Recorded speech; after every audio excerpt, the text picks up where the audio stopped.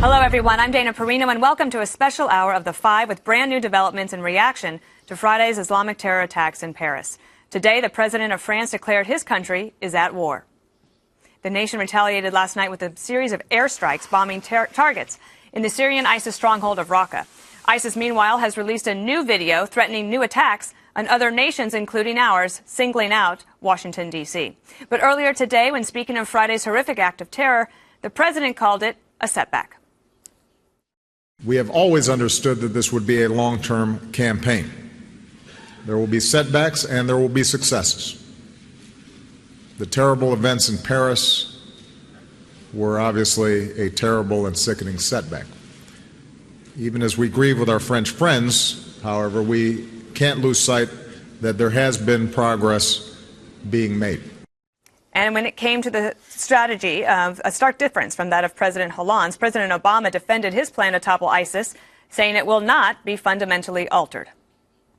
I don't think I've shown hesitation to act, whether it's with respect to bin Laden or with respect to sending additional troops in Afghanistan. But what we do not do, what I do not do, is to take actions either because it is going to work politically or it is going to somehow, in the abstract, make America look tough. All right, we're going to get the Five's first comments on this since last week. I'm going to start with you because this is one of the things I was thinking this morning. President Obama, every time he has a chance to talk about one of these situations, and unfortunately there's too many of them, he always starts with what he will not do, rather than telling us what he will do. I find that strange. Well, he's defending his stance, the non-strategy. It's time. Listen, I'll say it first. Wake up, President Obama. Wake up, America. He's lost control of the situation, completely lost control. He's out in the woods. You listen to that 45 or 50-minute speech, and all it was defending the non-strategy. We're not going to change anything because we have him right where we want him. Three things he said during that speech, Dana. You pointed out Paris is a setback, really a setback, 129 dead. Then he also said, and I'm quoting him, ISIS is a, quote, network of killers who are brutalizing local populations. Now, if that doesn't tell you where his mentality is, local populations, they went from Syria and Iraq and went to Paris and killed 129 local as in people. Earth? Local as in, I have no idea what the hell he's talking about, Brian. And then this one, a handful of people who terrorized Paris, a handful. So ISIS, he's still on the JV team. How many Americans are going to have to die before President Obama wakes up and starts taking them seriously the way French President Hollande is doing? What we really should do is get to NATO and get the 28 NATO countries together, declare war as a collective group, which we can. I understand under Article 5, you can do this and declare war on ISIS and have 28 countries defeat ISIS. But that would take leadership and balls, but apparently neither one of those are required for a Nobel Peace Prize winner. The one thing that, when you say how he said there was a handful of people, that carried out the attacks. So it was 8.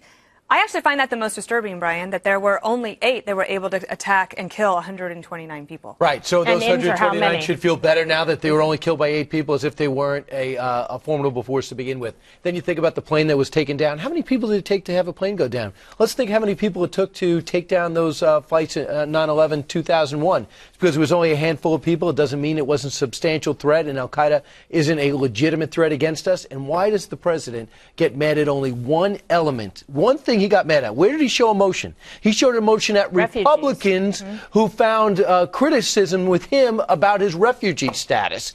Unbelievable to me for him to go out and bring up candidates for president's name at a G20 summit when he's addressing a global terror threat. And you can bet that if those candidates had been on foreign soil and criticized him, there would have been, you know what, to pay by them in the media. Kimberly, I want to play for you this soundbite from the former CIA Deputy Director Mike Morrell, because he actually contradicts President Obama. I want to get your take. We've had the second largest terrorist attack in Western Europe since 9/11, since the largest since Madrid in 2004. I think when you put those two things together, and you put together this attempt to build an attack capability in the West, I think it's now crystal clear to us that our strategy, our policy vis-a-vis ISIS is not working, and it's time to look at something else. What we saw in Paris was a manifestation of a year-long effort by ISIS to build an attack capability in Western Europe. They said they were going to do that. They did that. They've also said they are going to do that here. So I do think it's a matter of time before they make that effort. And unless we degrade them, unless we push back on them, they will be successful. So, Kimberly, the president's saying he's not going to change the strategy, but Mike Morell is saying that it has to be changed because we're not ahead of it. Yeah, well, because he's completely committed to his ideology and the decision that he made previously without showing any capability to pivot, evaluate the new fact pattern, the new situation, and the current dynamics. I mean, they are growing and evolving, and we have a president who is just mired in stagnation. And it's actually crippling the country, and it's impacting our national security, and it's also impacting our allies. I mean, can you imagine at this point, like France, even Putin, are willing to do something? What is the United States willing to do? He wasn't even willing to say that he would make any kind of additional modification, even increases in airstrikes to do. That's it. And then instead, he went on to lecture and chastise those that would dare to criticize his ideas and his policies or statements, and to essentially badmouth good Americans that are concerned about national security and our safety on these borders. When are you going to take ISIS for their word when they say they're coming here? American blood is best. God help him. This happens while he's president. Well, I actually think that there are some Democrats who are trying to get the president to change his mind and are saying that we will help you, and that was Senator Dianne Feinstein. Who said, and Senator Gillibrand recently, Julie, said, we know we need to do something more, something different, and they're willing to actually help the president change. Do you think he'll take them up on that? You know, I think the question and the difficulty is, and I get the frustration. This happens. Everybody wants to go do something. The question is, what exactly are we going to do? And this is what it sounds to me like it would take, right? It would take a multilateral, as you talked about, all the NATO countries, Article 5, going into Iraq, into Syria, into Libya, possibly into the Sinai Peninsula in Egypt, going into Lebanon, going into Yemen, trying to eradicate these people. And furthermore, it would take France, for example, since France was attacked, looking very carefully at the fact that they have radicalized Frenchmen. The only person that was actually identified, the only killer that was positively identified, is a French-born French citizen. These are not people who are necessarily coming. I hate to break this, they're here. They're among us. And so the question is, inspired by what's happening in Iraq. I don't disagree, and Syria. but understand, Brian. So we are now committing to a generational, probably a multi-decade war with tens of thousands of boots on the ground, millions probably over the course of several decades of American boots on the ground. And what's the alternative? I don't know. Is the alternative die? There's only 20 or 30 or maybe 50,000 ISIS fighters. Now you're talking about multi-generational decades right now, war with how many more will join up? Boots on the how ground? many more will join up? I don't know, but I know that there's an opportunity to wipe them out now, or at least dramatically push them back. And here's the problem. And here's the problem. We will eventually leave unless we want to be an occupying force for the next 50 years, and they'll come back. It inevitably happens. Why saying we? When you say we, you mean I mean NATO as well. We finally have a coalition. What I think is hysterical is that we act like we're making the decisions. We're responding to a threat against us. Yeah. We could decide to ignore that threat, and next thing you know, every other block is going to be blowing up. So if we pull back, nothing good happen. I know that. So I ask you this.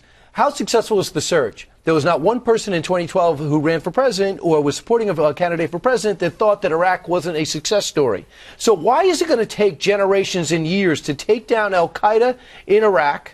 Why did it take forever there? And why is it going to take generations and decades to take these guys out again, especially if the French are committed on the ground, especially if the British are committed on the ground, especially if Jordan and Egypt can play a role, or NATO. Let me ask you a question. You take them out. They foolishly have called out every country, France, Russia, America, Belgium, they all have reason to help right now. Let me answer that question. First and foremost, unless we are there permanently, or at least for a generation or two. Like in Korea. Like in Korea, for example. How's that going? That's my point. Pretty good. Well, are we going to commit to doing that? I'm not suggesting we not do it. All I'm suggesting is what is the alternative? Well, Kimberly, that's great, but all I'm suggesting is if that let's put it on the table. If that's what it will take That's the conversation we need to have. We can't just keep saying we need to do something. But we already decided that. We already said what we needed to do. We already know that it's imperative. Listen to all the intelligence officials. To do nothing is to act like a lamb to slaughter. Kimberly, I don't disagree, but are you suggesting that the American people right now are ready to go back into 5 or 6 countries in the Middle East? I think that's actually very unfair, Julie. Why? Yeah. Because I think that serious people who are at the Department of Defense and in the intel community and the Obama administration have said they need to change the rules of engagement, first of all, so that they can go after targets. And if they hit a civilian casualty, we're going to have to accept that. Number one, that just heard Jack Keane say that. Exactly. Please, we've been saying that for a year. No, we've been saying level Raqqa. We know their headquarters is there. We know their training ground is there. You don't think they level move around? the place. And by the way, you want to give civilians a week notice? Say you get out now. In 1 week, we're going to level the place. Where are they going to go? Stick around. Where they're going now, Julie, become refugees, but level the place. We've been saying. Now it takes 129 If we level it, they can move back in after the And they're going to move back in. They're going to move back in. By the way, you know who's not doing anything on this? The Saudis. The Turks, who are more concerned about going after the Kurds. Are you willing to wait for them to do it? Why not? I don't know. Don't you think this should? But that's a good question. Can I add another thing, Julie? I think it's important that people say nobody actually that is serious and in charge of any of these military efforts has suggested anything more than 10,000 troops. Maybe that would grow, maybe in terms of the future, but nobody knows that. Right now on the table, they have said they could use 10,000 troops in the area, and I believe that our military wants to go and fight this now because we have seen if you don't fight them there, you are going to have to fight them here. But to your point also, we are now at a point where we are infested.